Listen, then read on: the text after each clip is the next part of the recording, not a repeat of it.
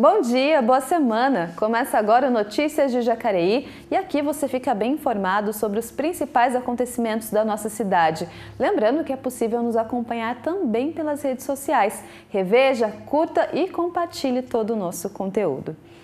A gente começa falando sobre coronavírus. Segundo a última atualização da Secretaria de Saúde, feita na tarde de sexta-feira, temos até o momento 956 casos confirmados de Covid-19, um aumento de mais de 40 casos, isso só de um dia para o outro. O número de óbitos também cresceu. Chegamos a 52 óbitos, como você vê aí na sua tela. Ainda aguardam o resultado do exame 849 casos suspeitos. E o número de casos recuperados, aí notícia boa, chegou a 655. Já em relação ao tratamento hospitalar dos casos confirmados, estão internados 40 pessoas, sendo aí então 14 em UTI. Já dos casos suspeitos, a gente conta então com 38 internações, sendo 10 em UTI. Bom, e todas as informações você acompanha aí no portal de informações da Prefeitura de Jacareí, que atualiza os dados diariamente. Todas as tardes você confere então os novos números de Covid-19 aqui no nosso município. O Conselho Federal de Farmácias apontou um crescimento significativo nas vendas de determinados medicamentos, isso por conta da chegada da pandemia. Já são quase 4 meses que o Brasil vive uma crescente no número de casos do novo coronavírus. Desde março, o comércio vem sofrendo impactos significativos, inclusive os considerados essenciais, que não precisaram fechar as portas. Dentro dessa realidade estão as farmácias, que é um dos poucos segmentos que não teve tanta queda no movimento. Para a gente aí também devido a essa pandemia, aumentou um pouco a venda sim, principalmente na venda de álcool gel, máscara, alguns outros produtos, né, que eles estão comprando bastante, aumentou bastante a venda, né. Dados divulgados pelo Conselho Federal de Farmácia apontam um crescimento na venda de diversos tipos de medicamentos durante a pandemia. Entre eles, a vitamina C, com 108% de aumento. O paracetamol, com 77% de crescimento. Já a procura por dipirona cresceu 54%. E a hidroxicloroquina, que só deve ser vendida com prescrição médica e não tem comprovação de eficácia contra a Covid-19, teve aumento de 67,93%. Com a pandemia do Covid-19, houve um aumento significativo no movimento das farmácias da nossa região. Isso em decorrência da procura ou da busca por produtos direcionados à prevenção e o alívio dos sintomas da Covid-19. De acordo com a Abrafarma, Associação Brasileira das Redes de Farmácias, o movimento do comércio eletrônico na indústria farmacêutica subiu 72% entre janeiro e abril deste ano em relação ao mesmo período de 2019.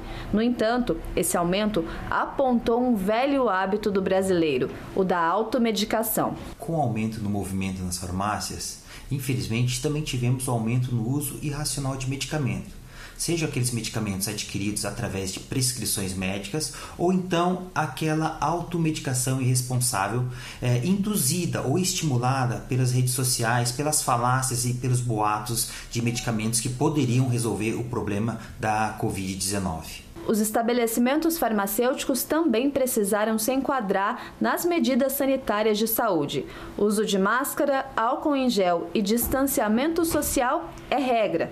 Além disso, a responsabilidade com a saúde do próximo cresceu. Inclusive, tem muitos clientes que estão com medo de ir ao hospital devido à pandemia, mas a gente orienta que eles têm que ir no médico, fazer um exame, o médico tem que avaliar ele, então a gente orienta todos os clientes a irem ao médico sim, mesmo com essa pandemia. Medicamento é muito importante, porém deve-se atentar-se a cuidados básicos, como medicamento certo para a pessoa certa.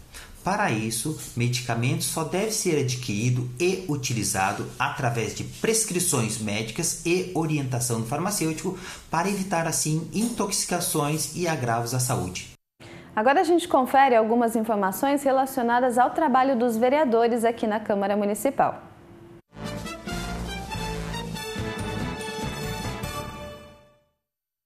Primeira informação, então, é um pedido coletivo, né, do Paulinho e dos condutores do PL, da doutora Márcia Santos do PL também, e também do PL, a Sônia Patas da Amizade. Eles fazem requerimento à Rota das Bandeiras, solicitando iluminação pública em bairros da Zona Oeste. Segundo os vereadores, as estradas que margeiam ali então o bairro Igarapés, toda aquela região oeste da cidade, estão sem iluminação suficiente e por isso o requerimento à Rota das Bandeiras. Próximo destaque de hoje do Paulinho do Spot, do PSD, ele faz indicação solicitando a revitalização de área de lazer que fica lá no bairro Jardim do Vale. Segundo o vereador, a área está ali um pouco depreciada, mas lembrando que é importante essa questão da revitalização, mas não de frequentar a área de lazer nesse momento, né? A gente preservar então pela questão do isolamento social, do distanciamento social, para conter a propagação do novo coronavírus. Mais informações sobre o Poder Legislativo você acompanha no jacareí.sp.leg.br. E semana passada, a Prefeitura aqui de Jacareí inaugurou um centro de imagens que fica ali na Praça Luiz de Araújo Máximo, número 50, no Jardim Paraíba, para ficar mais fácil você entender, ao lado do complexo do SIM, o Sistema Integrado de Medicina.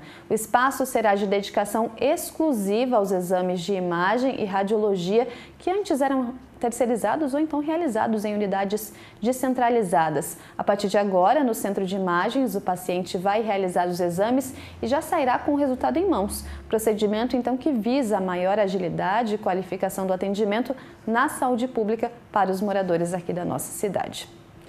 Falando agora de Brasília, o Senado aprovou um projeto que facilita a renegociação de dívidas com a União por parte das empresas do Simples Nacional. O documento segue agora a sanção presidencial.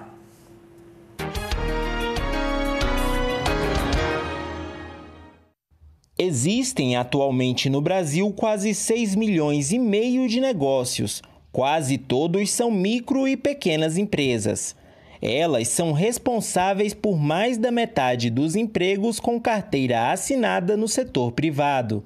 É imenso o desafio de manter esses milhões de trabalhadores empregados durante a crise econômica provocada pela pandemia do novo coronavírus. Mas, com a ajuda do projeto aprovado pelos senadores, a luta para manter as portas abertas pode ficar menos difícil. É que o texto permite a esses pequenos negócios, que fazem parte do Simples Nacional, uma forma mais prática de pagar todos os tributos em um só boleto, negociar com o governo impostos que não foram pagos e que estão em disputa judicial ou administrativa. A União já havia editado a Lei Federal número 13.988, de 14 de abril de 2020, permitindo em determinadas circunstâncias a transação de dívidas. Mas essa lei excepciona de sua aplicação os débitos tributários das micro e pequenas empresas do Simples. A gente consegue fazer um relatório indo ao encontro do que o micro e o pequeno sempre esperou, que é ter a oportunidade de participar de todos os refis, de todas as transações tributárias, que hoje não é permitido. O MDB apoia as micro e pequenas empresas que são geradoras do maior percentual de emprego no Brasil. Tudo que nós pudermos fazer para ajudar o microempresário nesse país, verdadeiro herói que luta contra tantas dificuldades, ainda será pouco. Essa medida ela é fundamental. Sempre os micros e pequenos empresários sempre ficaram fora do refis e pela primeira vez vão poder fazer como as demais empresas, ter a possibilidade de negociar com o governo e poder realmente ter seu nome limpo e poder agora ter ação, ter margem para poder realmente acessar o crédito, que está cada vez mais difícil. É uma matéria que vem em boa hora. As micro e pequenas empresas precisam do mesmo benefício que as grandes e as médias, poder fazer, transacionar questão tributária, suas dívidas, ou seja, isso é fundamental para que elas melhorem a sua performance. A ideia é que essas empresas sejam beneficiadas com descontos e prazos maiores para o pagamento das dívidas. O acordo vai ser feito com base na Lei do Contribuinte Legal, que está funcionando desde abril deste ano. A proposta também aumenta o prazo para que as micro e pequenas empresas abertas em 2020 optem pelo Simples Nacional. Passa de 30 para 180 dias a partir da data da abertura do negócio. Isso é muito importante porque muitas empresas abriram no início do ano, antes da pandemia, com a expectativa de um faturamento muito maior, que não seria possível de ser enquadrado no Simples. Agora, com a revisão de seus faturamentos em razão da crise, essas empresas poderão aderir ao Simples Nacional de forma a possibilitar que possam, então, funcionar e enfrentar essa crise com maior facilidade financeira. Isso, então, dá um novo prazo, um novo alento para milhões de micro e pequenas empresas em todo o Brasil, beneficiando, assim, muita gente em todo o nosso país.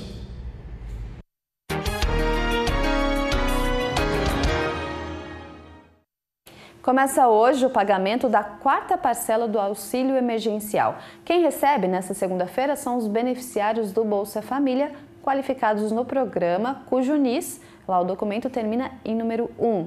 Já para os demais beneficiários da ajuda de R$ 600, a 4ª parcela começará a ser paga na próxima quarta-feira, dia 22. A data é para aqueles que estavam no cadastro único e também para os inscritos por meio do aplicativo e do site e que receberam a primeira parcela até o dia 30 de abril. É possível consultar a situação do benefício e também o calendário de pagamento pelo aplicativo do Auxílio Emergencial ou também pelo site auxilio.caixa.gov.br.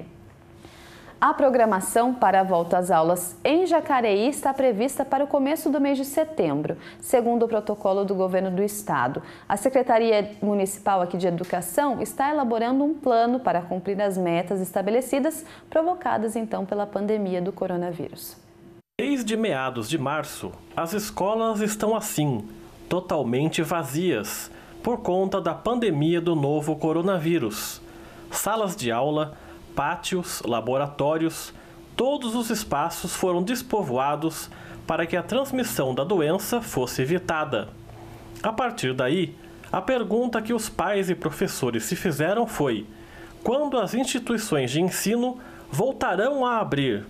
De acordo com o governo do estado de São Paulo, a data é 8 de setembro.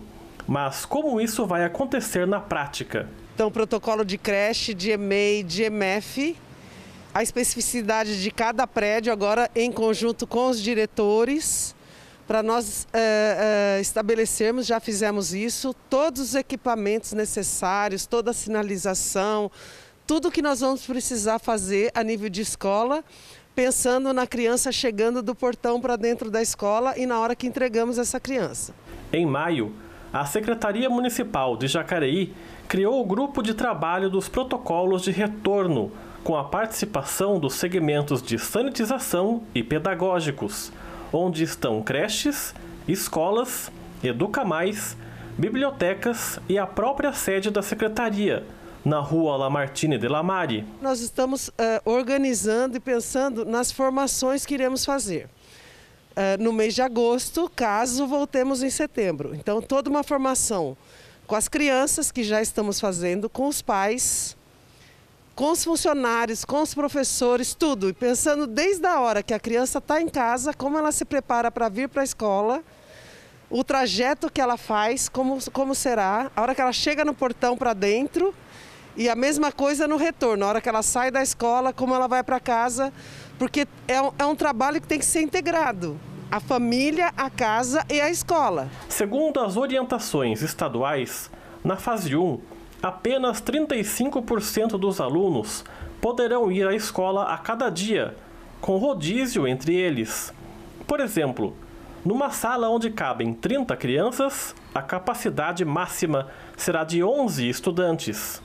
Na fase 2, isso aumenta para 70% e na seguinte atinge os 100%.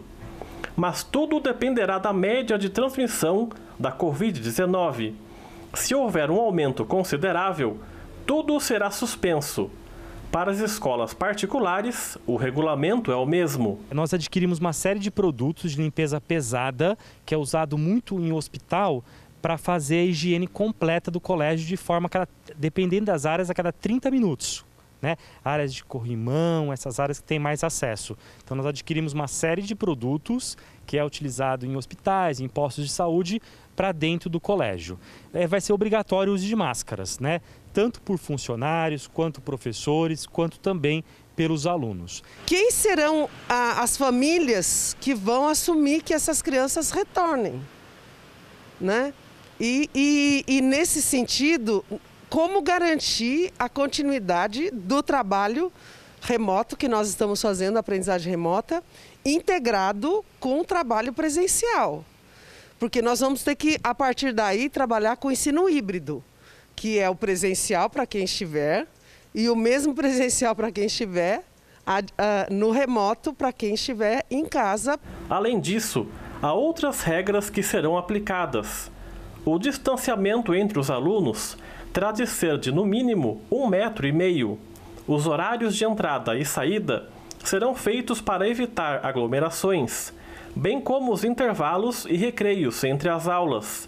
E a educação física também deverá ter 1,5 m de distanciamento entre os estudantes. Já foi feita uma ambientalização.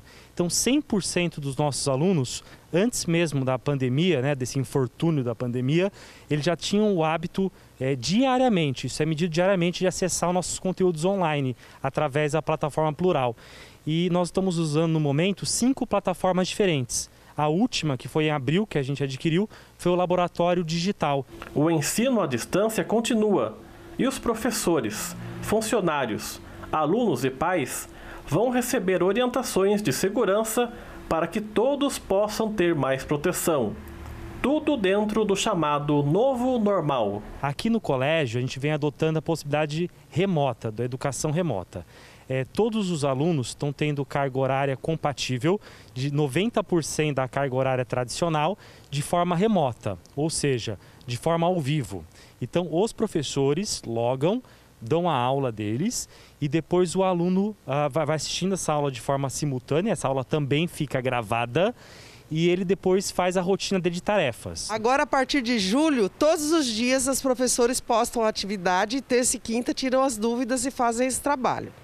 Nós voltamos com uma carga horária maior, até 6 horas diárias por professor. Nesse sentido, o ensino remoto, eu posso dizer que nós já avançamos muito e estamos conseguindo excelentes resultados. Mas a gente sabe que não chega para todas as crianças. Aqueles que não conseguem ter o acesso por internet, nós estamos imprimindo e entregando nas escolas, entregando na escola com distanciamento, e aqueles que também não têm a possibilidade de vir buscar, nós estamos indo até essas famílias e entregando. Só reforçando, então, para que a volta às aulas realmente aconteça lá em setembro, primeiro Jacareí, na verdade toda a região do Vale do Paraíba, precisa estar há 28 dias na fase amarela, sendo que a gente ainda está na fase laranja. Então, a gente precisa ainda aguardar novos protocolos para saber, de fato, se as aulas vão voltar, de fato, lá no comecinho do mês de setembro. Essa edição fica por aqui, lembrando que mais informações sobre o Poder Legislativo você confere no nosso site e as atualizações sobre o novo coronavírus você acompanha no portal de informações da Prefeitura. Boa tarde para você, se cuide, se puder, fique em casa e até amanhã.